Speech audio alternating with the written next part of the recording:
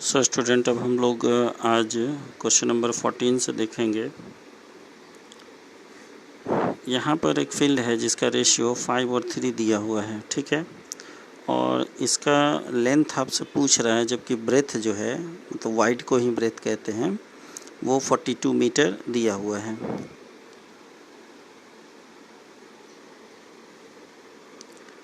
तो हम लोग जो है इस लेंथ और ब्रेथ का जो रेशियो है उसको हम लोग ये लेंथ हो गया और ये ब्रेथ हो गया, और यहाँ पर ब्रेथ का एक्चुअल वाइड को WIDTH, इसको ब्रेथ ही बोलते हैं, दोनों का चौड़ाई होता है, तो वो दिया हुआ है एक्चुअल। तो इसको बनाने के लिए हम लोग सिंपली क्या करेंगे, यहाँ पर लिखेंगे कि ratio of length and wide with, इसमें हम लोग ब्रेथ भी बोल सकते हैं इसको, 5:3 है। तो let the length and width of a field, तो ये इसको मान लिया 5x और 3x। अब यहाँ पर सिंपली हम लोग जो है 42 मीटर, ये इसका जो चौड़ाई हो गया। तो यहाँ पर जो चौड़ाई हमको दिया हुआ है, जैसे यहाँ पर हम लोग ये लेंथ हो गया जबकि ये ब्रेथ हो गया, तो ब्रेथ हमारा यहाँ दिया हुआ है, तो 3x = 42। x का वैल्यू जब हमको निकल गया, जैसे यहाँ 14 आया, तो 40 हमसे लेंथ पूछ रहा है, तो यहाँ पर हम 14 से इस 5 में मल्टीप्लाई करेंगे, तो हमारा ईज़िली जो है ये लेंथ क्या होगा, निकल जाएगा। ठीक है, इसको ध्यान से देख लेना है। कहने का सेंस है कि यहाँ पर जैसे हमको लेंथ और ब्रेथ दोनों दिया हुआ है, लंबाई चौड़ाई दोनों दिया हुआ है, जिसका रेशियो दिया हुआ है, और एक्चुअल इस दोनों में से कोई एक दिया हुआ है। जैसे इस दोनों में से हमको किसी क्वेश्चन में, जैसे अभी हम इसके नीचे वाले क्वेश्चन को भी देखेंगे, उसमें भी किसी एक का दे दिया हो एक्चुअल नंबर। जैसे यहाँ पर लेंथ और ब्रेथ है, तो यहाँ पर लेंथ का फाइंड आउट करना है, लेकिन ब्रेथ जो है वो हमारा दिया हुआ है 42 मीटर। तो हम लोग इस केस में क्या करेंगे, इसी तरह सिंपल यहाँ पर जो, जैसे यहाँ 42 वाइड दिया हुआ है, यहाँ पर लिख देंगे, और उसी से हम लोग x का वैल्यू निकाल कर और फिर लेंथ में मल्टीप्लाई करेंगे x से, तो ईज़िली हम लोग इसको निकाल लेंगे।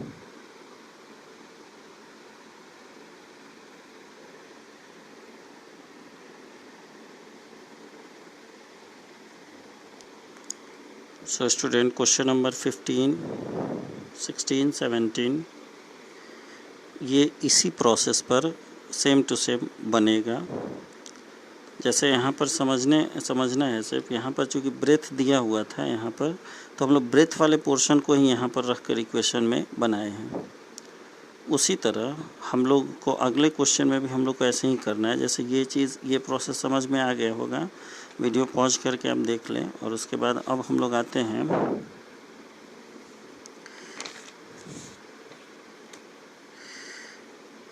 जैसे 15 में हमारा यहाँ पे रेशियो दिया हुआ है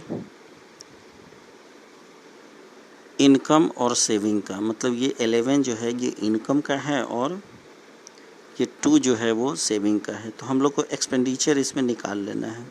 एक्सपेंडिचर कैसे निकलेगा, तो इनकम माइनस सेविंग। एक्सपेंडिचर का मतलब हो गया खर्च, स्पेंडिंग मनी। तो सिंपली हम लोग क्या करेंगे, यहाँ पर जैसे अभी ऊपर वाले मेथड का ही यूज़ हमको इसके नीचे भी करना है, लेकिन अभी हम लोग को इसमें एक्सपेंडिचर निकालना है। अब हम एक्सपेंडिचर कैसे निकालेंगे,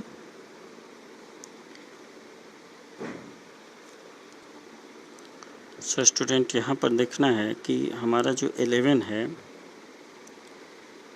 ये तो इनकम को इंडिकेट करता है, लेकिन ये 2 जो है ये सेविंग को इंडिकेट करता है। और हमारा एक्चुअल यहाँ पर सेविंग जो है, आप बुक में देखेंगे तो 1520 ये दिया हुआ है। प्रोसेस आप जब भी हम ये वीडियो भेजे हैं इस पर इसी का यूज़ करिएगा, हम सब समझा रहे हैं।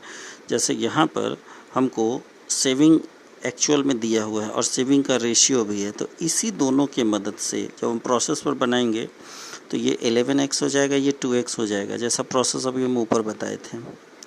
अब हमको क्या करना है कि यहाँ पर जो ये 2x है, ये 2x = हो जाएगा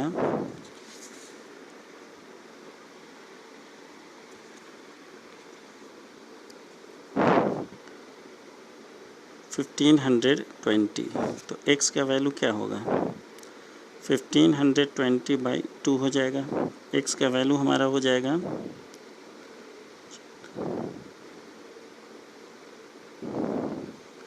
तो इतना रुपया, इतना हमको x का वैल्यू आया। अब इस अमाउंट से 11 में मल्टीप्लाई करेंगे, ठीक है। 11 में हम लोग 760 से मल्टीप्लाई करेंगे तो हमारा इनकम निकल जाएगा, ठीक है। ये हमारा जो निकलेगा ये INCOME इनकम निकल जाएगा। तो अब देखना है कि इनकम हमको दिया हुआ है, निकल गया, और जो हमारा सेविंग है, सेविंग वो दिया हुआ है।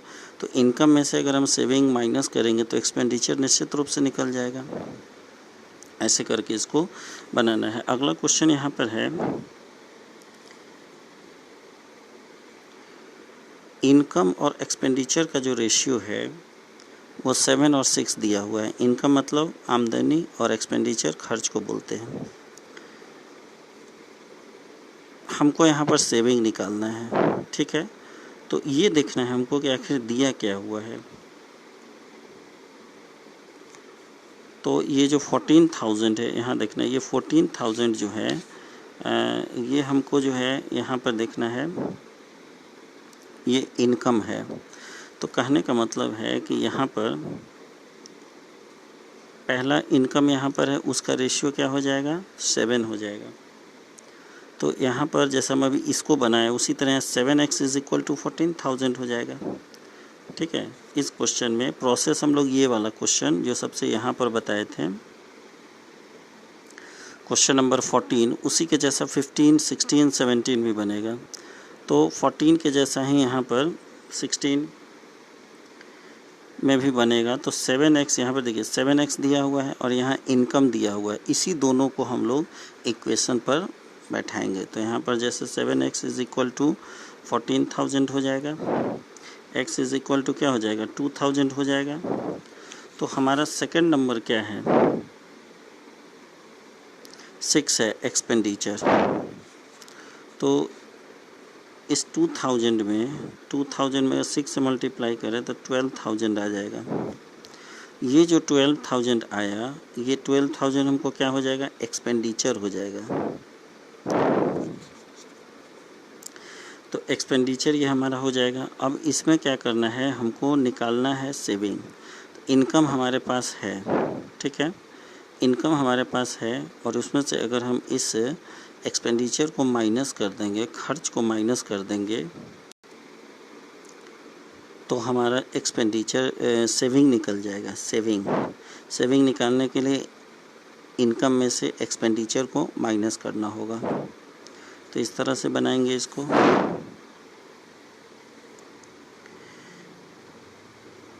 तो इस तरह से सेविंग निकालने के लिए इनकम में से एक्सपेंडिचर को माइनस करना होगा। आगे क्वेश्चन है, जिंक और कॉपर है जिसका रेशियो यहाँ दिया हुआ है, ठीक, और यहाँ पर एक्चुअल वैल्यू जो है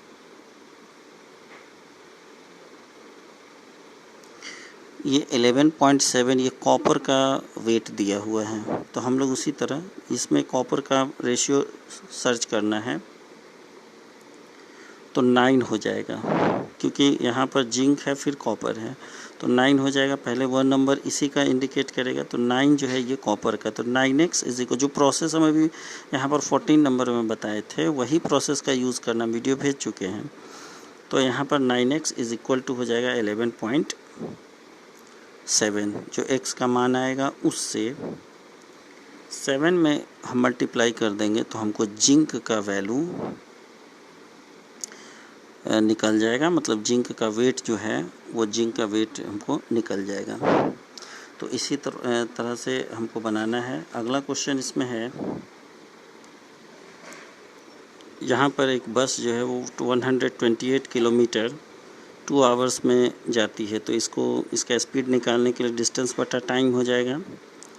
और यहाँ पर ट्रेन जो है वो 240 किलोमीटर 3 आवर्स में जाती है। तो यहाँ भी डिस्टेंस बटा टाइम, तो हमको बस का और ट्रेन का स्पीड निकल जाएगा। फिर हमसे कह रहा है, तो हम लोग इसका स्पीड निकाल कर और उसका रेशियो निकाल लेंगे।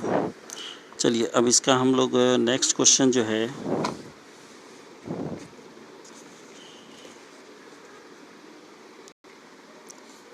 इस क्वेश्चन में यहाँ पर हम लोग को ग्रेटर और स्मॉलर का साइन लगाना है। जैसे कि ये वाला रेशियो जो है ये 3/4 हो जाएगा, ये वाला रेशियो जो है 9/16 हो जाएगा।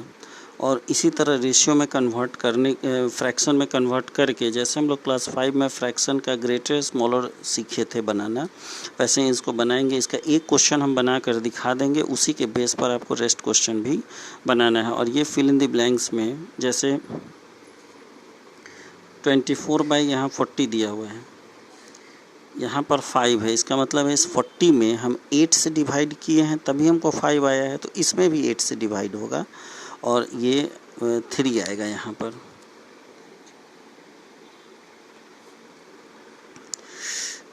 तो यहाँ पर जो है इस तरह से इसको बनाना है। फिर यहाँ फिल इन द ब्लैंक्स है, यहाँ 5 है और यहाँ पर 12 है। तो यहाँ पर जो अभी हम आंसर लाए थे 3 लाए थे, इसका मतलब 3 में 4 से मल्टीप्लाई करेंगे तब 12 आएगा। तो 5 में भी हम 4 से मल्टीप्लाई करेंगे तो 20 आएगा यहाँ पर। तो इसी तरह इसको बनाना है। इसका आंसर हम दिखा देते हैं, कोई भी डाउट हो तो पूछ लेना है क्वेश्चन व्हाट्सएप से या फिर कॉल करके।